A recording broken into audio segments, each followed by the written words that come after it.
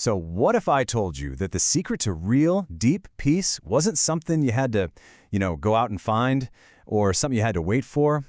What if it's available to you right now in this very second? Well, that's the whole idea we're going to unpack today.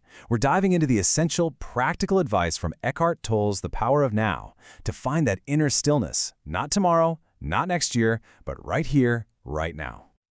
Okay, so Eckhart Tolle kicks things off with this really kind of shocking idea. You know that voice in your head, the one that's always going?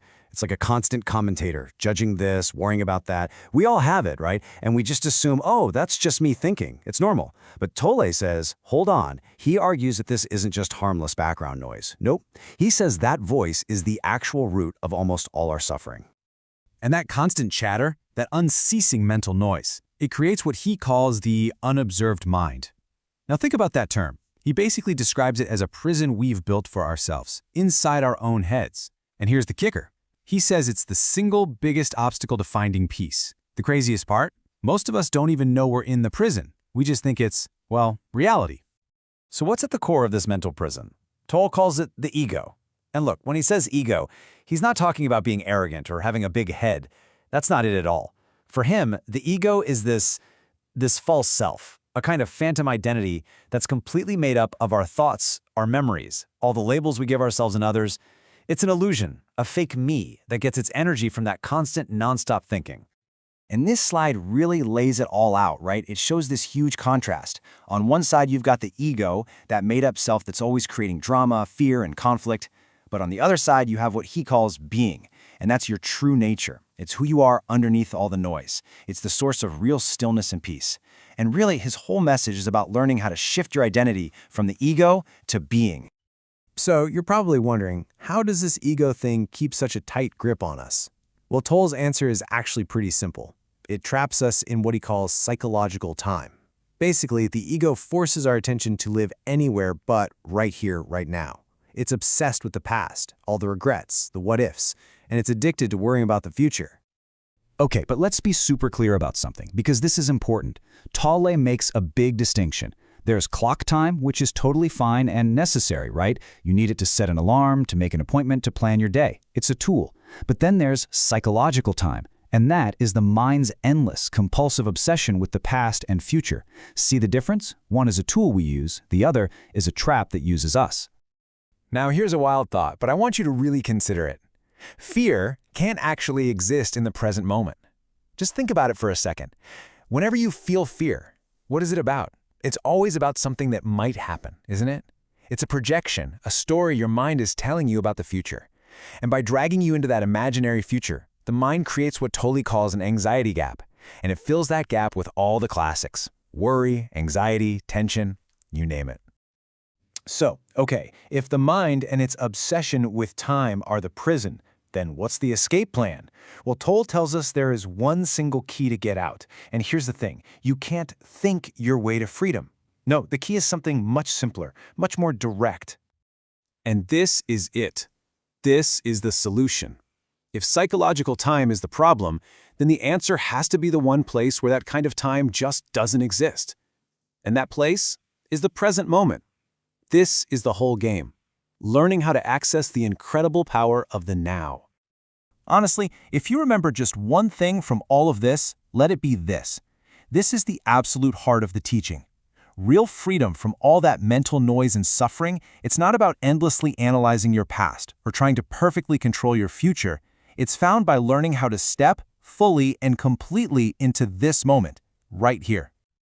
So why is the now so important? Well, because it's literally all there is. Think about it. The past is just a memory happening in your mind now. The future is just the thought, an imagination happening now. Your entire life, every single second of it, unfolds in the now. It's the only real thing you have. It's your only door to your true self, and it's the only place where anything real can ever happen. Okay, I get it. This can all sound a little abstract, maybe a bit out there. Like, how do you actually enter the now? It sounds nice, but what do you do? Well, the good news is, Tolle gives us some super simple, really practical tools to do exactly that. So let's look at two of his most powerful practices for unlocking that door. All right, practice number one is called watching the thinker. It's super simple. Instead of getting completely lost in that stream of thoughts, you just step back. You become a witness. So that voice in your head pops up and says, "Oh man, I totally forgot to send that email," or "Why did I say that stupid thing yesterday?" Instead of getting swept away, you just notice it. You say to yourself, "Ah, a thought." And in that moment of noticing, something incredible happens. You realize you're not the thought. You're the one listening to it. You are the awareness behind the thought. Okay, here's another one, and this is incredibly powerful. The idea is to pull your attention out of your head and put it into your body. And I don't mean thinking about your body. I mean feeling it, from the inside out. Right now, can you feel the subtle energy, the aliveness inside your hands? Try it. Or in your feet. Just feel that inner energy field. That simple act yanks your focus out of all the mental chatter and anchors you instantly, right here, in the present moment.